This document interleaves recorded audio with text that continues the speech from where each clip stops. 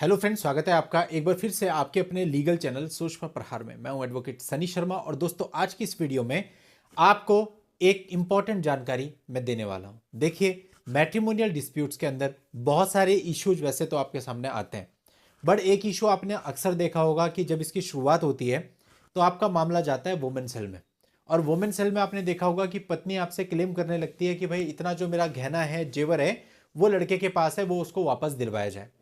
कुछ मामलों में तो ये बात सत्य होती है, लेकिन अधिकतर मामलों में क्या होता है, ऐसा नहीं होता। यानी जब वो अपने घर आई होती है तो उस समय पे वो सारा जेवर गहना सब कुछ लेकर के आ गई होती है और बाद में झूठा एलिगेशन लगा करके बोलती है कि दोबारा दिलवाया जाए। अब इसी पर क्या कानून है, कितना आपको डरने की आवश्यकता है, और उसके साथ साथ केरल हाईकोर्ट का एक जजमेंट का हवाला भी मैं आपको दूंगा। बहुत इंपॉर्टेंट वीडियो है, आखिर तक वीडियो में बने रहिएगा। आपको बहुत अच्छे से पता चलेगा कि आपको ऐसे फॉल्स एलिगेशंस को कैसे डील करना है, कहां तक डरने की आवश्यकता है, कहां तक नहीं। और कई बार तो आपने ऐसा देखा होगा कि वुमेन सेल के अलावा भी डीवी एक्ट के अंतर्गत भी जाकर के वो अपने स्त्री धन की क्लेम करती है कि भाई मेरा इतना पैसा, इतना सोना इन लोगों के पास है, मेरे को दिलवाया जाए। तो दोस्तों आज की इस वीडियो में पूरा कॉन्सेप्ट मैं आपको क्लियर करने वाला हूं इस लेटेस्ट जजमेंट के थ्रू। आखिरी तक वीडियो में बने रहिएगा। अभी तक चैनल को सब्सक्राइब नहीं किया है तो हमें मोटिवेट करने के लिए चैनल को सब्सक्राइब करके नोटिफिकेशन बेल पर क्लिक कर दें। दोस्तों पहले मैं आपको इस मामले के बारे में समझा देता हूं। यहां पर जो पत्नी थी वो अपनी तरफ से ये याचिका लेकर के आई थी कि शादी के समय पे उसके द्वारा कुछ पैसे और गहने पति को दिए गए हैं, और उसकी तरफ से तर्क भी रखा गया कि भाई ये जो भी लेन देन है ये सारा सार्वजनिक तरीके से तो होता नहीं है क्योंकि कानून के द्वारा प्रतिबंधित है, इसलिए उसके पास बहुत ज्यादा इसके सबूत भी नहीं है। अब यहां पे दोस्तों केरल हाईकोर्ट को इस मामले पर निर्णय लेना था। तो केरल हाईकोर्ट ने यह कहा कि भाई ऐसा कोई भी पैसा या ऐसा कोई भी गहना जो कि आप कह रहे हैं कि शादी के समय पति को दे दिया था, उसे वापस पाना अभी संभव नहीं है, क्योंकि इसके लिए दहेज प्रतिशत अधिनियम वैसे ही आपको ये कहता है कि आप दहेज दे नहीं सकते। तो अगर शादी में आपने इतना सारा उपहार दिया या इतना सारा पैसा दिया, वो तो दहेज हो गया, तो आप उस कैटेगरी में आ जाओगे।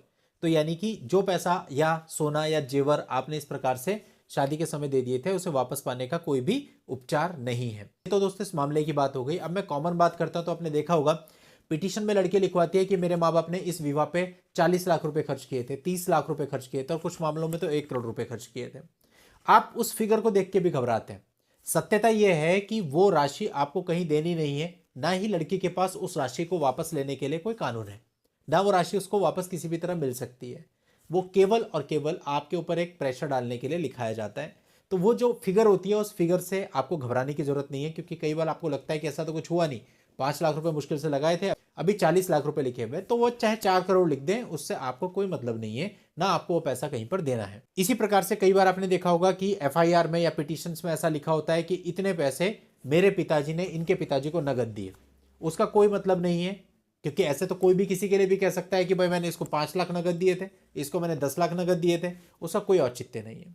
तो इस प्रकार की चीजों से आपको घबराने की आवश्यकता नहीं होती। और यहां पर इस जजमेंट में क्लियर भी कर दिया गया कि यदि वैसे कह रहे हैं कि कुछ नगद पैसे दिए गए शादी के टाइम पे, या इतनी ज्वेलरी दी गई और वो सब इसके पास में वापस दिलाया जाए, तो इस प्रकार से वापस दिलाना संभव नहीं है। और प्रैक्टिकली भी यही है, क्योंकि जो भी लड़की कुछ कहती है, अब कैसे ये जस्टिफाई होगा कि वो सही कह रही है या झूठ कह रही है। हो सकता है उसके 5 गहने हो, 10 बता रही हो सकता है एक भी ना हो, 5 बता रही हो, और कुछ मामलों में हो सकता है कि सच भी कह रही हो, लेकिन इस चीज को तोला कैसे जाएगा, तो इसके लिए कोई पैमाना नहीं है। तो बात सीधी सीधी वही है कि भाई आपको इस चीज को लेकर के किसी भी प्रकार से घबराने की आवश्यकता नहीं है। बहुत ही क्लैरिटी अपने माइंड में रख करके आगे बढ़ना है, तो आप शांति से आगे बढ़ पाओगे। लेकिन यदि आप ज्यादा सोच विचार करोगे या अननेसेसरी, मैंने देखा कई लोग तो ये क्वेश्चन करते हैं कि साहब मैं उसका सामान वापस कैसे करूं। वो ठीक है, ये आपकी एक अच्छी मंशा है कि भाई आप किसी का सामान रखना नहीं चाहते, लेकिन ये लिटिगेशन है। आप इसमें अनऑफिशियली तो बिल्कुल भी सामान वापस ना करें। जब वो क्लेम करेगी उस समय पे जाके सामान वापस करें, क्योंकि होगा क्या कि जब वो क्लेम करेगी तो अधिकतर ये देखा जाता है कि अपने सामान को 4 गुना बढ़ा करके लिखती है। यदि आप पहले अनऑफिशियल वापस कर दोगे, लिखना उसने तब भी है बाद में, तो यदि आपके ऊपर प्रेशर आएगा तो फिर बाद में आप वापसी कैसे करोगे। या आपकी एफआईआर में 406 आईपीसी लग गया। अब अगर आप ऑफिशियली तरीके से कोर्ट में या फिर रिकवरी के टाइम पे पुलिस के सामने अपना सामान वापस करके उनसे रिसिप्ट ले लेते हैं, तो कम से कम आप उस धारा से तो बच सकेंगे कि भाई जो हमारे पास सामान था उन्हें वापस लौटा दिया। अनऑफिशियली तो आपका सामान भी गया और आप पे मुकदमा भी चल रहा है 406 का, तो कोई लॉजिक नहीं है उसका। तो इसलिए सारी चीजों को समझ के बहुत ही तरीके से आपको आगे बढ़ना है, कोई जल्दबाजी नहीं, बिल्कुल आराम से। चलिए दोस्तों आज के इस वीडियो में इतना ही। नेक्स्ट वीडियो में नई जानकारी के साथ मैं आपसे फिर मिलता हूं। तब तक के लिए good bye and thank you for watching. Take care.